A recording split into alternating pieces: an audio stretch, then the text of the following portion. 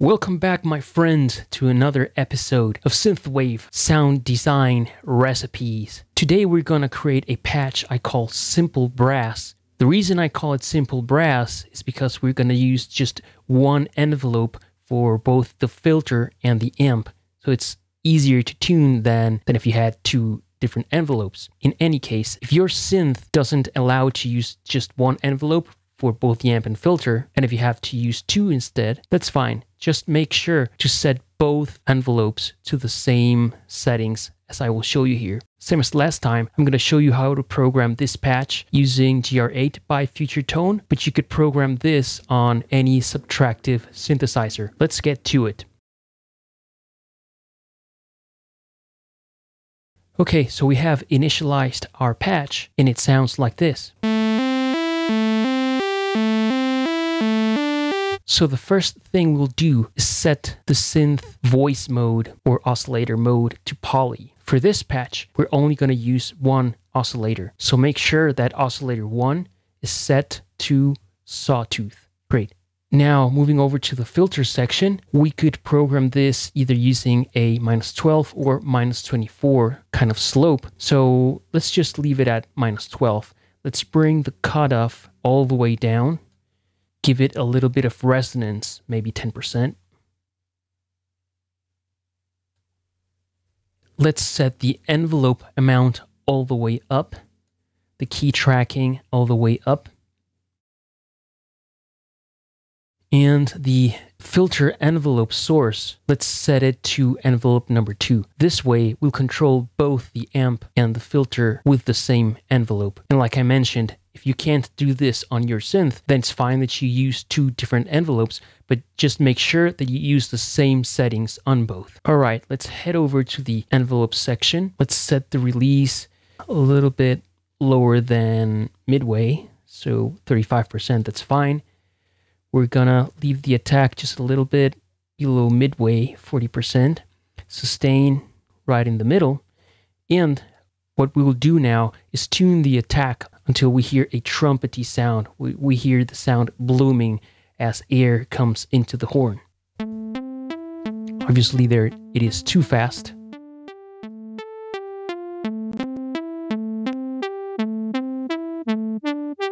There's too slow, but it's fine. Or it could be fine.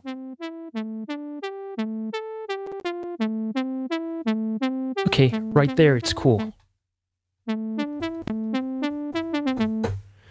If we increase the decay just a little bit, we can give it a little bit more bloom.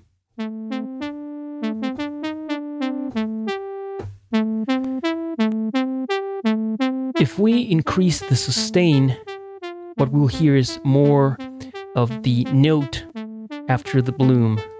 For example, okay, maybe we want it just a little bit lower. Okay, that's fine. Let's play with the decay. That's a little bit more open. And here it's a little bit more muted and muffled, but that's fine. Let's leave it here. We can play with the envelope if we wanted to make it just a little darker. It's more muted, of course. Let's leave it where it was.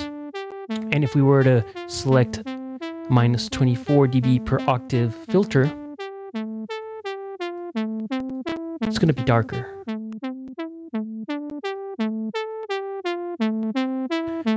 Okay, this is the basic sound, and you can think of this as a single trumpet or single sax or single brass instrument.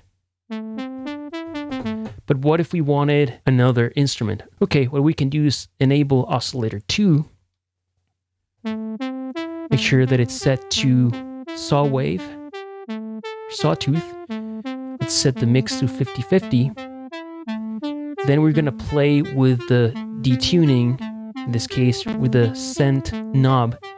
And right now it sounds just a little phasey, but I can't hear two instruments playing at the same time. If we bump it up all the way to the top, it's too detuned, so we gotta find a sweet spot somewhere in the middle. Right there, it sounds very good. Okay, let's head over to the effects section. Let's add some delay. Very nice. Increase the feedback. High cut, bring it down to 5K. Low cut to 300 Hertz.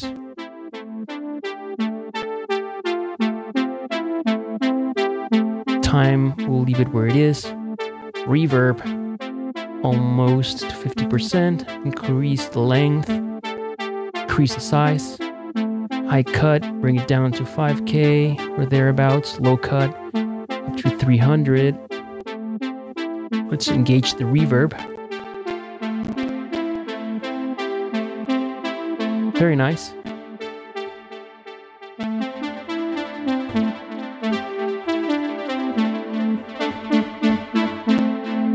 This is a very usable sound. Now, what if we wanted this to sound even more of an ensemble, like even more brass instruments playing at the same time? Well, we can certainly engage the chorus for that.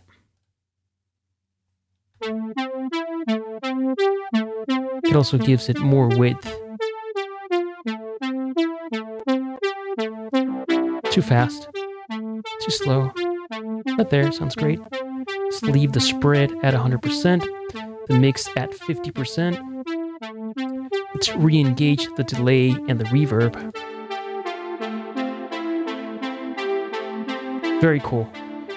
Now I want to show you something else. If we engage the arpeggiator, it's going to sound super cool. Let's leave the rate at 116, the mode up, and just 1 octave. Very nice. Let's try 2 octaves. Very cool. 3 octaves. Nice. Of course, we can play with the other modes, but you see how cool this can sound. Now, the other thing I want to mention before we go is that this sound is playing against itself. And there's a problem. Okay, if you remember, we increased the attack to around 75 milliseconds. We can't see it here because this synth has arbitrary values instead of attack time in milliseconds. But in any case, I know that this is around 75 milliseconds. So the problem is that if we play this against, let's say, a metronome or a kick or whatever sound source is playing steadily on the beat, this is going to sound behind or out of whack, out of sync. Now let's listen to this part again with the click engaged. You can hear that they are out of sync, out of whack. So the easiest way to solve for this, remember that I said that this is around 75 to 85 milliseconds behind the beat, is go to your DAW and look in your channel or track how to set delay compensation manually. And in this case, because our sound is behind the beat, we have to apply a negative delay compensation. So if I enter minus 75 milliseconds and now I play it against the metronome, it should sound on time. You see? Way better, of course. Before this, it was unusable against other, when played against other instruments. So definitely consider that as you use this kind of sound in projects with different speeds, you have to adjust and tweak the attack and decay time so it sounds good, but also then don't forget about the delay compensation so everything stays in sync and sounds on time as it should. So there you have it. Enjoy!